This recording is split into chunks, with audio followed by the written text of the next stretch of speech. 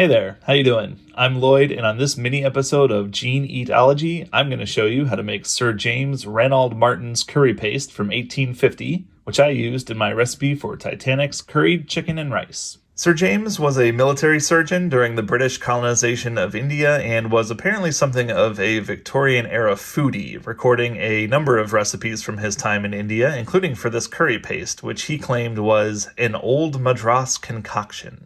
Actress and food writer Madhur Jeffrey actually comments on this recipe in her book From Curries to Kebabs, Recipes from the Indian Spice Trail, stating, "I have no reason to doubt it is from Madras. The roasted coriander, peppercorns, split peas, and cumin attest to a southern heritage, but the paste itself is totally alien." Like many Indian spice blends of the time, it seems to have been appropriated and modified by the British, possibly for preservation purposes, or possibly to adjust for Ukasi's palates. Regardless of its authenticity to southern Indian cuisine, Sir James's curry paste is likely similar to curry pastes that were commercially available in the late 18 and early 1900s, which is why I chose it for my Titanic curried chicken.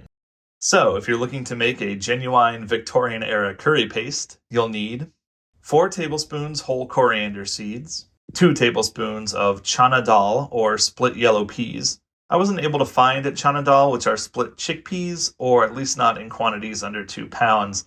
However, split yellow peas will work well enough. 1 tablespoon whole black peppercorns, 1.5 teaspoons whole cumin seeds, 1 tablespoon brown mustard seeds, 1 tablespoon ground turmeric, 1 tablespoon cayenne pepper, 1.5 teaspoons ground ginger, 2 teaspoons salt, 2 teaspoons sugar.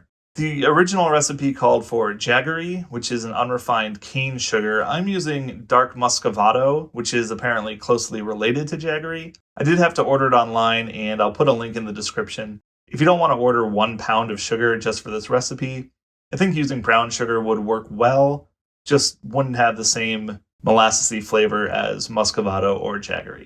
3 garlic cloves, crushed or minced, 4 ounces apple cider vinegar, 6 tablespoons oil. A more neutral oil would be best, like a sunflower or canola oil, but if all you have is olive oil, that should be alright. I would avoid using something with a real strong flavor like sesame oil. As for making the paste itself, first, toast the whole spices and split peas in a frying pan until they darken slightly. I would actually recommend toasting the larger spices separate from the smaller ones, like the cumin seeds. I was worried I was going to burn some of the smaller seeds, and as a result, I don't know if I actually toasted all of the spices long enough. Once the spices are toasted, remove them from the heat and let them cool completely. Once the spices are completely cooled, grind them into a fine powder with either a spice grinder or a mortar and pestle if you want to do things the hard way. Then, in a bowl, add the garlic, the rest of the spices, the salt, sugar, and vinegar, and mix together.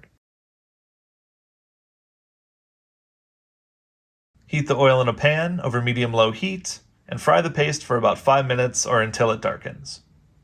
At this point, you will have a pretty strong apple cider vinegar scent filling your kitchen, so just be prepared for that. Let the paste cool, transfer to a glass jar or other container, and keep refrigerated.